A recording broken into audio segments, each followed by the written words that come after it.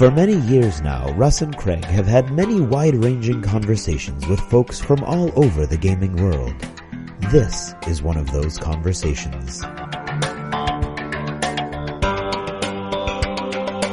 D6G, the Lost Chapter.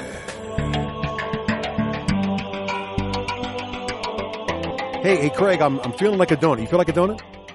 No, what I'm feeling like is one of those. Look at that, brand new. It's the Reese's Peanut Butter Cup Square. Yeah, but you know the problem is we don't have a Dunks nearby, but there's a Tim Hortons across the street. I think we should go over there and see if Teras is there. Because how did that happen? We were standing in Dunkin' Donuts, and now we got torn in through reality in a Canadian loop in Maine through reality, sort of Canadian wormhole. I sent Teras a picture of this, and I think he's going to be in this Tim Hortons because I took a picture. There's a place in upstate New York where you can go. And you can stand on a corner and see a Dunkin' Donuts and a Tim Hortons right next to each other. Well, I'm going to go get one of those. See? Teras, there he is. Hey, Teras, how are you? He did show up. He did show up. So, Teras. Well, I think there has to be a donut off. No, I can tell you right now, unequivocally, I went to Vancouver. I ate at Tim Hortons. It's no Dunkin' Donuts. Okay, I'm going on record here now. I'm not saying Dunkin' Donuts is God's gift to donuts. I'm just saying they're better than Tim Hortons. Just send me the hate mail now, but I'm just telling you like it is. I'm just telling you a fact. And they don't have one of those peanut butter cup squares. They don't. And they call their Boston cream donuts, which by the way are Boston cream donuts, they call them chocolate covered cream filled donuts. What is that? That is ridiculous. It's extremely descriptive. It is. Yes, but it's also wrong. You can't get any more descriptive. I mean, that is what a Boston cream is. Do you want me to call Canadian bacon back bacon? That's ridiculous. Right? It's Canadian bacon. Also disgusting. The term back bacon is back bacon. Right. It's very good. See? Yeah, no, just saying. So is a Boston cream. I know. You can have your opinion even if you're wrong, but you can have your opinion if you like. All right, well. Opinions are like bums. Everybody's got one. And they all stink. And most of them stink. So, Teras, well, thank you for joining us here in the Lost Chapters. Teras, of course, from Geek Nation Tours, the man behind the touring god, and also voted, what was it now? Sexiest Geek Alive by that magazine there? Was that what it was? Oh, yeah. Yes, that was all about my legs, It was. It was. All about the legs. No torso. No. It's all Wow. Okay. So, right. So anyway, Teras, well, congratulations on that article, by the way. That was very flattering and well deserved, I would say. Thank you very much. It was quite an honor. I've always found you quite intriguing myself. Right. Mildly attractive in a completely heterosexual sort of way. Not that there's anything wrong with that. That's right. I get that a lot. Right. Well, it's a thing. So anyway, since we have Teras on the show, we thought, and before we get sued, yes, we're dangerously close. I thought, we talked. I think we talked Teras before about traveling, but I think it'd be fun to talk a little bit about where we like to go as geeks and nerds. And this may go a little bit off the reservation of pure geekiness, but like where do we like to travel? Because I think a lot of where we enjoy to travel is informed by our passions. So the fact that we are gamers, and then also like when we're traveling and picking where we go, how do we research and decide what things we want to hit? I mean, if you're going on a Geek Nation tour, no big deal because you got Geek Nation tours. But what if you don't have Geek Nation tours, or you're just doing a smaller local trip or something, but you still want to, what do we do? How do we try to make sure we find those little nooks and crannies or those little experiences that really inspire us as gamers, right? So that's beautiful. I agree. Mm-hmm. That was very good. Well, that was yep. Yeah, you're going to have a job with Geek Nation Tours by the end of this, Russ. I'm confused of where we actually are, first of all, though. Are we in a Dunkin' Donuts or are we in Tim Hortons? Well, we're in the Tim Hortons. Apparently working a street corner where you can see both. Right, we're across the street. Good. So you can go to Tim Hortons and buy your... Kind of like Jay and Silent Bob, but there's a third guy. Right, you can walk over to Tim Hortons and get a refill on your bad coffee and your cream-filled chocolate-covered donut. And meanwhile, I can walk across the street and get a Boston cream while Craig can get his Reese's Square. That's right. You know, you stole that. It wasn't really. It used to be called a Toronto cream, and you guys. No, stole we it did from not me. steal. What are you talking Oh about? my We did God. not steal that. Oh my God. What? Did you just try to Yes, he tried to call. preempt the Boston cream? Are you going to tell me now you guys invented baked beans as well? Because International incident. you right were here, claiming you right baked- now. you created Every baked bad beans. thing I've ever heard about Canadians is That's now it. true That's in it. my mind. and do you do clam chowder as well? Because that's wrong. So Except that was from Montreal. It was called clam chowder. Is what it was called. chowder. Yeah. It's chowder. You're talking about the chowder. We're not going to get past this, are we? This is going to be okay. We're not talking about travel now. We're going. Ugly. This is it. Boston versus all of Canada. We're taking on the entire country. Blame Canada. Right. All right. Ay. All right. Crazy. Gonna get the boys from Roxbury up on your butt. Okay, so here we go. All right. So, anywho, back to traveling. If I were to go to Canada and wanted to try to find a decent Boston cream donut, Teras, where would I go? No, You would go to a Dunkin' Donuts. I would. I'd find a Dunkin' Donuts, a Rogue Dunks. All right. Anyway. All right. So as a geek, so let's talk about this. First of all, do you think it's fair? I mean, do you think that our geekiness informs where we choose to go? How about you, Teras? No. Does it actually as a destination itself? So, like, if you're going to go someplace, like, not so much as a Geek Nation tour thing, but as a personal trip, do you think the fact that you're a geek kind of informs the kind of places you want to go? Yeah, I would say for sure. I mean, if you're interested in history in any way, if you're a geek, you're interested in a geeky way. You know, I mean, if you're into samurais, then you probably read some sort of samurai comic book in the past. But I think what you said about just traveling down to the next town or on maybe a road trip in your state or province, I always go to something geeky when I get there. I always love to look at a new comic store. Mm-hmm. I love to hang out there for a little while. Me and my daughter make sure that we always have time to go and buy some comic books at a town in a town that we don't know, and of course in a comic book store that we have never been before. And game-wise too. So it's the same thing for games. So I think that no matter where I go, I always try to make sure that there's a geek element in wherever I'm going. How it informs where I go, I think it definitely directs us to places where there might be more of those cool things that you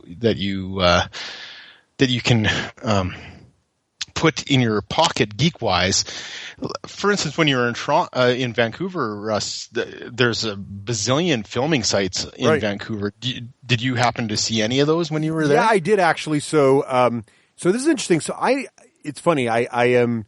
It's interesting how this works. So I'm not the kind of guy who really wants to go to specific spots like in LA, like that's where the ship from Star Trek landed, or that's where.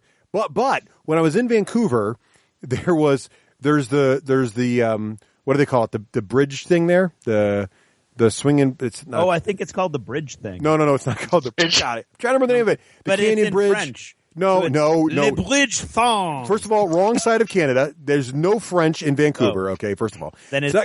Then it's definitely the bridge thing. No, it's the canyon. No, actually, it's actually Yes, that's the Texan part of Canada. Anywho. So it would be called that suspension bridge thing. The suspension bridge. Thank you. Good. Oh, okay. Yes. Okay, yeah. So there's this cool hiking suspension bridge park kind of thing where there's this giant chasm and there's this really long suspension bridge that goes across it. It's a walking bridge, and there's another like big loop thing. You have to kind of see it. It's very unusual. It's really pretty. It's beautiful.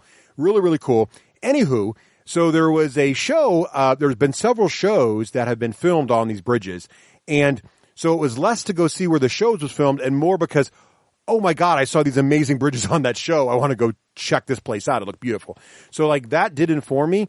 And then there was another thing, Teras, where I did research. You turned me on to it because I'd asked you about it, but then also I was doing research online, and there are certain people that have said you got to go to see these geeky things. And there's a in Vancouver, there's a geek-based bar that's there. Right. And I'll do that similarly. So I will try to find really cool geek-themed things.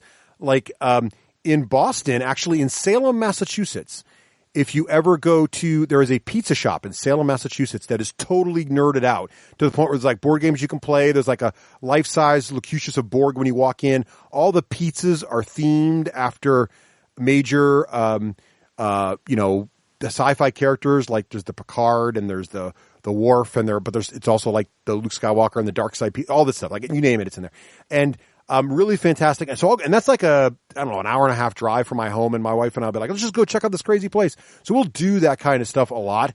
And what I think is really cool, Teras, you mentioned also when you go to a small town or any place, like when my wife and I went up for a weekend getaway in Portland, Maine, and we're like, let's look up where the comic stores are or the game stores, and we walk to them. And what's cool is you find it's just sort of like gives you a point to go, and you find other cool stuff along the way that maybe geeky or may not be, right? But you find this cool stuff. Yeah. And it's just a great way to kind of go off the beaten path and find cool things. And at the end of it, there's going to be something you enjoy, but then also you're probably going to find some other stuff along the way. So I think it's a great way to kind of, and there's always a good comic store. And then what's also cool is when you get there, you almost always relate to the people that are there, and then you can talk to them more about other local things to do. Yeah. So. And you know what? Going to toy stores in other countries is a thing of coolness in itself. Oh, yeah. Right. When I was in Germany, also very cool. Japan, unbelievable toy stores, model toy stores. And you walk in there, and it's like you're in geek heaven. And there's so many of them in Japan, and they're big. Like they're like our bookstores type of big. You know, that really hefty type of store. Yeah. And that's the kind of thing that really makes you go, oh my God, I am a geek, because here I am in heaven where other people might just have walked by, right? Yeah. And by all means, it's cool. I used to be that way about film sites also. I was like, okay, how am I going to feel? Is it going to ruin it for me? And you're talking about the Capilano suspension bridge, I think, right? That's the one, yes, thank you. Okay. Anyway, so there's great film sites that you go in, and I love walking in there. And now it feels like, oh my God, I was standing right here where the action takes place. It actually adds to the magic for me instead of taking it away. So I do recommend that you. That totally happens for me on a reality TV show. So one of my guilty pleasures is Amazing Race, and so a couple summers ago, my family went to Germany, and we had a great time. And of course, we're in certain places, like we're at next to the Glockenspiel in Munich, or then we're up at Neuschwanstein. And so when like a show is filmed there, I'm like, oh my God, that's where we're sitting, right there to the left, kind of thing. So I totally get that, and which is awesome. So it is neat to have that sort of, I can relate to what's happening because I was there sort of feelings, which is cool. So I get that. That's awesome. Cool. So definitely, I think gaming stores is a great way to just kind of force yourself to kind of go off the trail and kind of find neat stuff. Oh yeah, and you usually find them in cool neighborhoods too. That's what's great about it. I mean that I think it's called the Storm Crow Tavern in Vancouver. Yes, that's the one I didn't. Okay, that's one right on. That's right on Commercial Drive, which is really an interesting part of the town, and kind of cool place to be. So it really leads to kind of great things for everyone, right? You see this. You go for a game store, for instance, and there's several on that street, I think, and you walk down the street and you see a candle place or a donaire place or something like that. There's so many cool things that it always adds to. It adds to the adventure, but the goal was a geeky thing, but it always turns into much more. Yeah, Craig, have you any of those kind of experiences? What kind of sorry? I don't know. Going to a game store in Germany or anything, or going to where? Going to a game store in Germany or Italy or something. And yes, some of my favorites. Games Workshop in Dublin is awesome. The Games Workshop in Edinburgh. Have you ever gone to that one, Teras? Yeah, it's on Prince's Prince's Street, right? It's like right down the street from the castle. Yeah, it's crazy.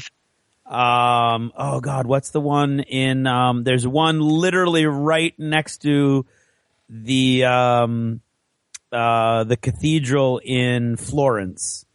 And I can't remember its name now. That's where I first bought, my first copy of, the game, the miniatures game with the planes, the World War II planes where you use the cards. What's that called? Yeah. Wings of War. That's Wings of War. Yeah. Right. Yeah. So I mean, I've also been to in London, in Rome. There was a game store that was right probably about 2 blocks away from the Forum and the Coliseum. I love going in there, and then I'm like, oh my God, it's Universal, because they all look the same. And the languages are different, but there's the minis, and there's the mini painting tables, and I've wanted to go to many more that I have, like, time-wise, it's very hard for me I have to find them and then get to them during whatever free time we've allowed the students for the most part, so it's not super easy for me, but I have, I've been to that, the one in Florence many times. So that's kind of like a go-to stop for me, because I know I'm always going to have free time at the cathedral. So I know I could just. That's a GW place, or no. It's an independent. It's an independent shop. Yeah, cool. As is the one in Rome. I've been to the GW store in London. There might be 2 of them, and I can't remember. I can tell you that it's in a mall, or a little mallish type thing, and right across from the GW store was a Starbucks. I remember that. But yeah, I love going. I anytime I can, I will definitely go out of my way to go to a game store in another country. And as a side point, those bridges look beautiful. I know, right? Well, I forgot to mention this too, Teras. So this was an interesting story. I got caught. I know, right? I got caught looking at the bridges. So while I was in Vancouver, 2 other things. We went to Stanley Park, which was amazing, and there's a lot of stuff filmed there too, obviously. But so here's an interesting thing. So the filming thing did get me here. We went to Vancouver, and we found out that there's a section of town which is where Once Upon a Time is filmed. The exterior shots of Storybrooke is filmed in this southern sort of suburb along the water of Vancouver. And so this is the mistake I made, number one. I asked a friendly local Canadian, not that that's a mistake to talk to friendly local Canadians, but, how do I get to this area? Oh, don't worry. It's just you go down the road, take a right, and then take a right, and you're right there. Turns out it's 6 miles. It is a straight walk, which is great. You run into that a lot traveling. 6 miles. It's right down there. It's not a walk. I mean, I should have taken a cab. Not that I can't walk 6 miles, but it was the day we'd finished traveling, so I was kind of thinking. But so it was a long walk, but it was actually a beautiful walk. I learned a few things in this walk. One, so here's some of the things you learn by trying to go to a geeky quest, because Once Upon a Time is a pretty geeky show. So one is the amount of hedge trimming that is done in Vancouver is amazing. and I'm glad I remember this, because I did tell my family. We know it was to the point where, like, so you're walking down the street, right? And these are it's just a suburb. Now, it was probably a pretty wealthy suburb, because a lot of stuff's filmed in Vancouver, and I'm thinking this is where all the producers live or something, because there was a lot of very nice cars, a lot of 3-car garage type stuff. But the bushes, the topiary was insane. Like, everything was immaculately trimmed. Even the city-owned stuff was immaculately trimmed, to the point where it's like, we have some nice topiaries here in New England, but it's not every single one. It's like it was like we were questing to find one that was not trimmed. It was like really bizarre. So that was interesting. Is that a thing across all of Canada, Teras, or is that a Vancouver thing? We've got the dwarves. We've got the French dwarves, and they come by and do all that for us. So I didn't know really not that big of a deal. So, okay, fair. I didn't know what that. Let's not forget the dwarves. But we did get to the little Storybrooke section, which was awesome. There's also a very good cupcake shop there, just saying. So it was a beautiful walk, and again, it was neat because while it was a long walk, and I think my wife wanted to kill me at the end of it, it was cool to see all that, and we did get to experience a part of town and see some things we would not have seen. So I do. Doing these little geeky quests, we'll end up finding neat stuff.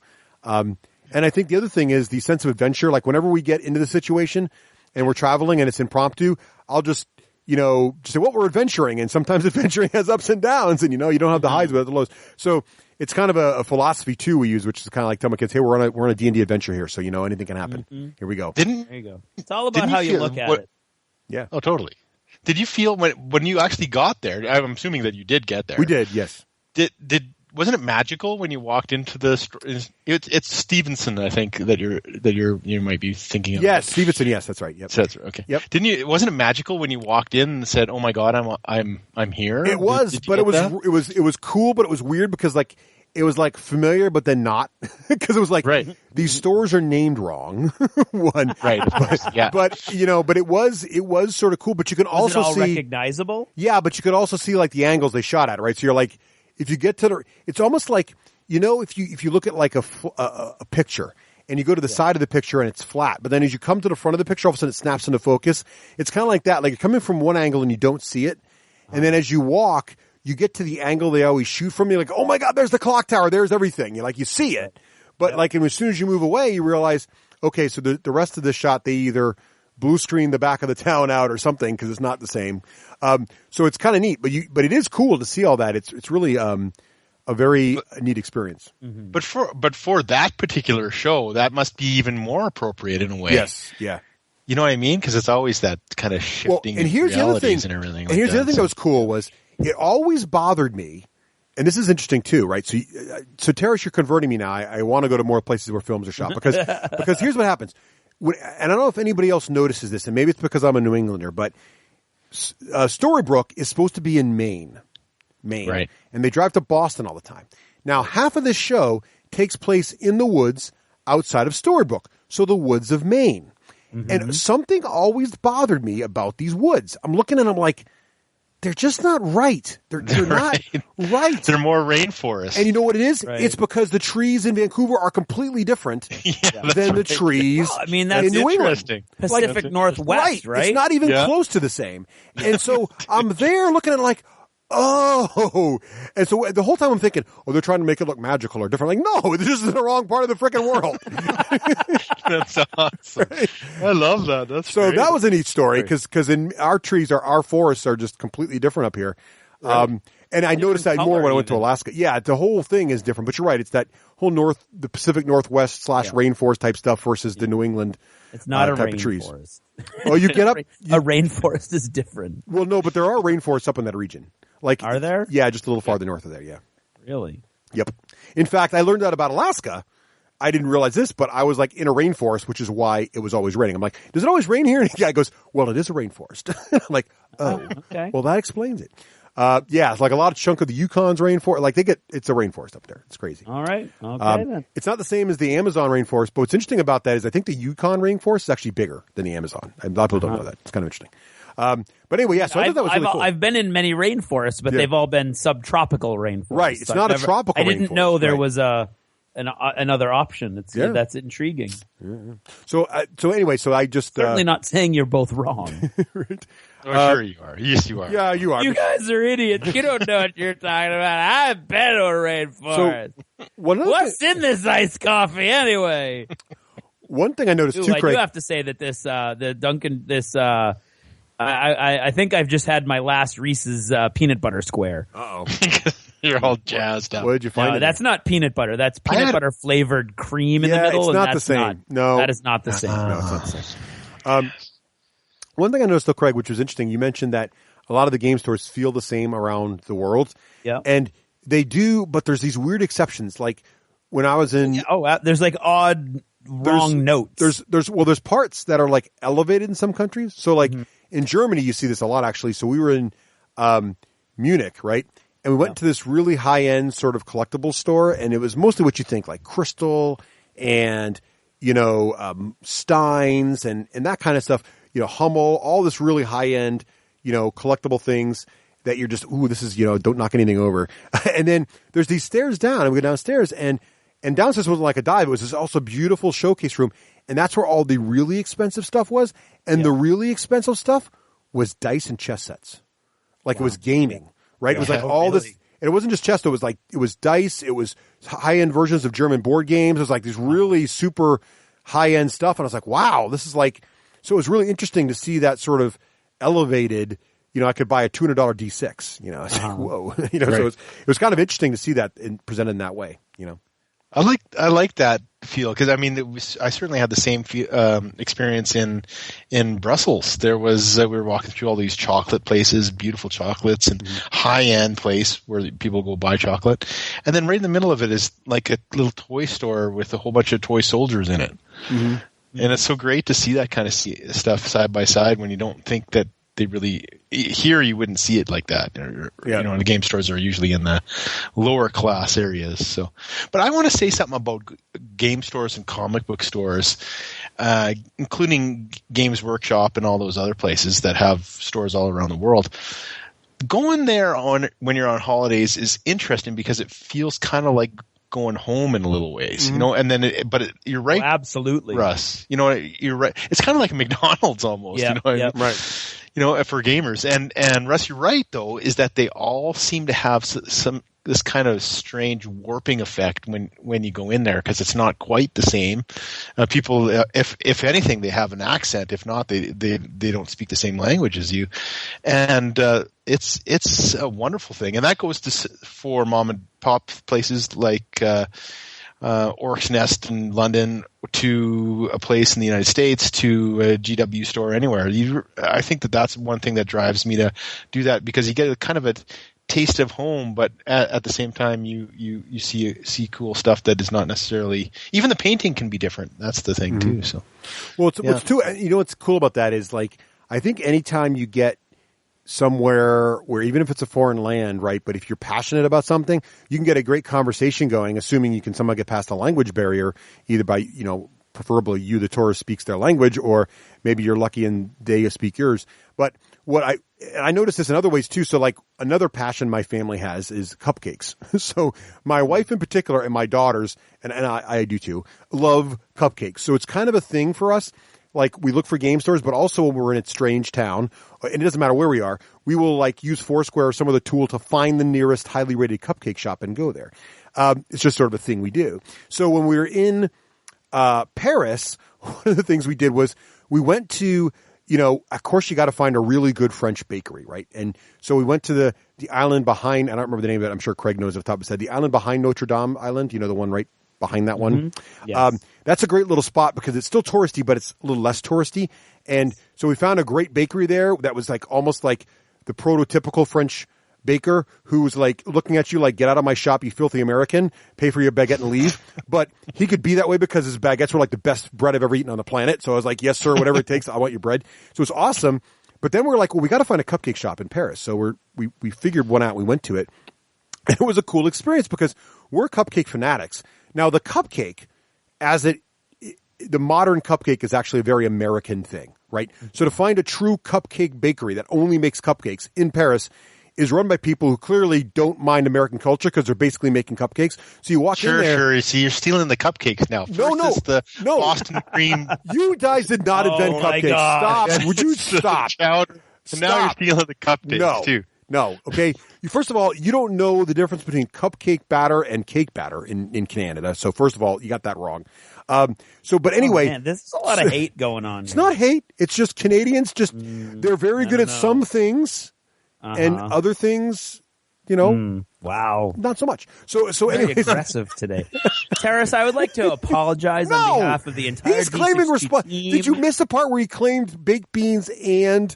He claimed baked beans? He did. Did you hear that? What was I, looking at a bridge? See, exactly. Wow. So anyway. Forget it. You're dead to me, Teras. No, what I'm saying Why don't you shove a bunch of baked beans into a Boston cream and put it up your left nostril? Next thing I was going to tell us, he puts back bacon in his beans, which would be wrong. Back bacon is good in beans. That's really good. What is going on That's actually here? really good in beans. No, it's never mind. Okay, look. Anyway, back to my French story. So it was cool to go find this place where we could share. When we talk to these folks, they're like, "Oh, you're from America. Which cupcake places have you been to?" And we're talking about the ones that everybody knows, like Georgetown Cupcake and all these other cupcake places. And they're like, "Oh yeah, we do this. We watch Cupcake Wars, blah blah." So we got this huge. It was great because it was like you're saying, Teras. It's like you're back home again, but you're not, and you're sharing this cool thing you're geeking out about, whether it's cupcakes or gaming, with people in another country. And it's just really cool. It's just a really cool way to connect to local people and just kind of, talk about things. So it's a great icebreaker. So by finding stores or places of business that are close to something you're passionate about, if you can get past that language barrier, you're going to really talk to people and kind of learn more of the local culture than you might otherwise do, right? Yeah, you know what? I don't even think that the language barrier is a big deal anymore either. I think that there's always ways of communicating, and we have apps for that. Yeah, we do, actually. Yeah, that's true. And And I think that people, when you're in a foreign country, even if it's a English speaking foreign country or your native tongue, go out there and push a little bit, because you'll have so much more adventures. And especially, you got to remember that geek culture, or cupcake culture, depending on your cupcake culture, right? What you love, is kind of universal, Yeah. And so you'll be talking about the same thing, but you won't be speaking the same language. It's a thing of beauty. Well, I want to know if my translation app knows how to translate. Do you think the Space Wolf Codex is cheesy too? Probably does. Right. What is the cheesiest codex here in France? So, cool. Well, we're running a little long, but Teras, is there any trip advice you could give geeks who are about to go on a trip? Like, what should they make sure they bring with them, or anything to handle all those great games they're going to buy? Sure. Well, I'll definitely make sure that you pack 2 bags within one when you're going to a convention, because you're always going to have a lot of booty, right, and probably going to be bringing more bags home than what you brought. So bag within bag is a big deal. Make sure I bring my satchel or man bag on planes now, satchel, and it works as my purse, and it is a thing of beauty. I put in extra stuff in there and walk on, and put my big carry-on up top, and everything else is in my satchel. So that's always a good thing. Well, of course, I like to bring my American-invented backpack with me. Yes, but that's my version of the man purse. I bring the backpack. Right. Yeah. And make sure, I think a big one is, especially when you go to Europe, is shampoo. Not all hotels have shampoo in them. Clean yourself, people. That's all we're asking. Don't be that geek. Yeah, that's true too. Make sure the shower regularly, right? But it's a good point, though. If you're an American traveler, you might assume or presume that every hotel has shampoos in the bathroom, but that's not the case in Europe. Yeah, right? You got to make sure that usually the better the hotel, the more likely it has shampoo, but not even then. Sometimes it doesn't. So always keep that in mind. Plus, shampoo makes a great way to wash your clothes in the sink. So for emergency use. That's actually a true story. So another thing that I found in Europe, this is unrelated to geekiness now, but these are just travel adventure stories now. Okay. So, you guys keep talking. I'm going to be right back. travel just as much as I do. So not quite. So there was we get used very much to, so we like to travel very light. So I don't like to carry 30 bags with me wherever I go as a whole family of 4. The rule we have is every person gets to bring 1 bag. That's it. So when you're on a long adventure, like we went to Europe for 2 weeks, you got to fit, you're not going to have 2 weeks of clothes in 1 bag. So you're going to have to do laundry at some point in your trip. Now, most of the time we travel in America, most hotels, even affordable ones, have some kind of laundromat down there. You put your quarters in and you just pay $10, but you can do your load of laundry, right? But in Europe, it's less common to find the laundromat in the hotel. And so I found myself, as you say, doing the critical laundry in the sink with shampoo. Yeah. Because of that and it's great. It works great, and you just hang it up. I mean, that assumes that you're going to be somewhere for a couple of days, because sometimes it takes a while to dry. Yep. But bring a plastic bag, and if it doesn't, throw it in a plastic bag. Make sure you pull it out wherever you end up, and keep on drying it. So, yeah, that's a big. That one's a really big one. When you're on the road, always a miniature repair kit. You want to make sure that you have that. If you're bringing minis. In the plastic bag, I was mentioning. A lot of people wrap their clothes in a plastic bag prior to putting them into your luggage, because if someone has an exploding bottle of perfume, you might find your bags are all perfumed all the way through. And that's good. That's a pro tip right there. Pro tip. Yeah. Nice. Yeah, good one. Yeah, so you want to do that kind of thing. What else? I don't. I mean, you always got to calculate how much clothes you bring. Always bring extra socks and gaunch. I don't know what you wear, Craig, but you might want to wear something like that. Bring extra whatever. Carom binders. I always have extra hooks on my bags, just in case I need to bring an extra pillow or something like that. And those are always good. That's about it. So here's one challenge I had when I went to Europe, Teras, and I wonder if you can help me with this. This is not geek related. Well, it's kind of geek related. Okay, it is geek related. Here we go. So as a tech geek, whilst traveling, This is what I returned to. yes, whilst traveling abroad, He's gone. the biggest challenge you have. Didn't even notice I was got the. You didn't even notice the little 5-year-old wander into Dunkin' Donuts in his PJs. No. So Teras, here's whatever. one. So as a nerd, most of us nerds also like technology, which means Right. most of us nerds like I'm in Germany. I'm in this cool. Well, here's one example. I'm in the middle of Vancouver.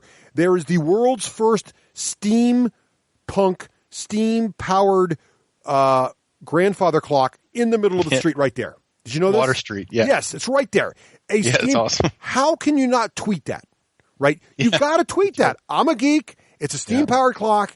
It's got to be tweeted. So I'm getting ready to tweet it, and then I remember, but I'm in Canada.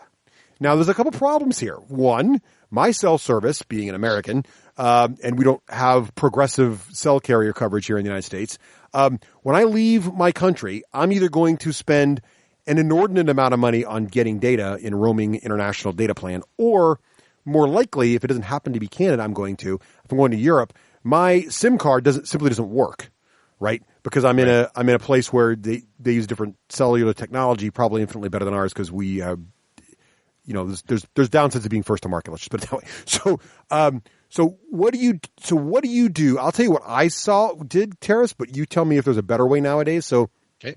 there are.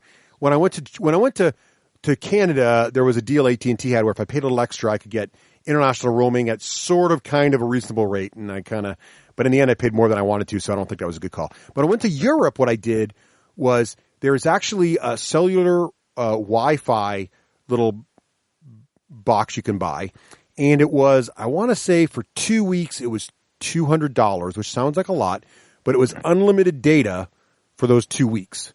Yeah. And you could pick your countries. And so what I would do is I turned cellular off on my phones and turned Wi-Fi on, and then just kept this little thing on, and then all the family, you have like 5 devices connected to this thing, was basically sharing this cellular Wi-Fi connection. Yeah. And we were paying the flat $200 for 2 weeks for a family of 4, which I thought was a pretty good deal, actually. So we could go around using that, and as long as we had a cell connection to this little box, we were then Wi-Fi enabled for all of our phones. And also our laptops. So if we're doing geeky stuff at night or, need to check, Nicole needs to write a story for a blog or whatever, you can get online and do that stuff without paying outrageous hotel fees for that. No, that's this thing of beauty. Japan, same thing.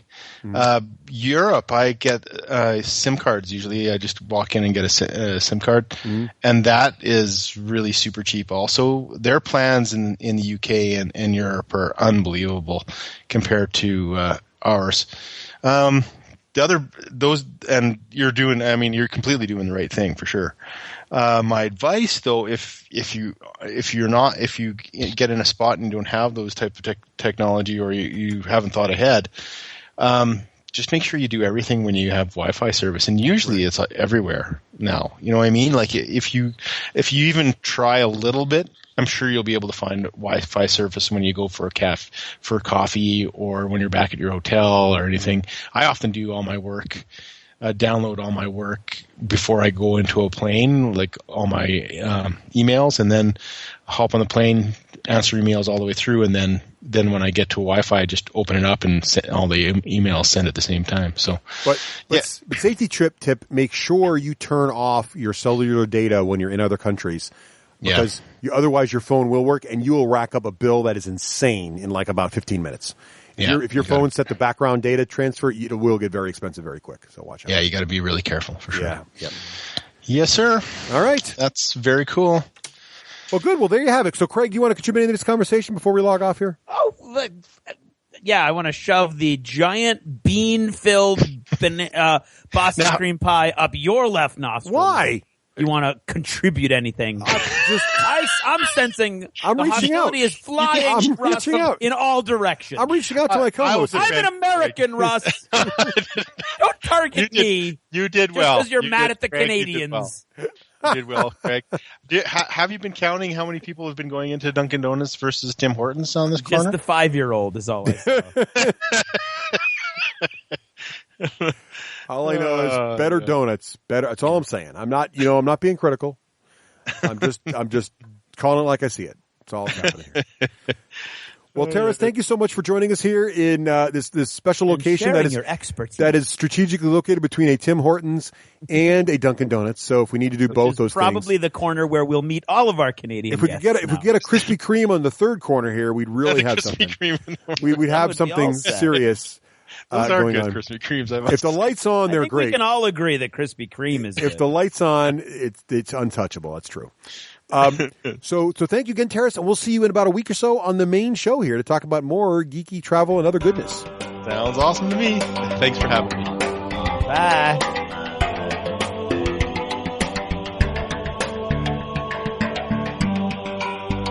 Thanks for purchasing a D6G Lost Chapter.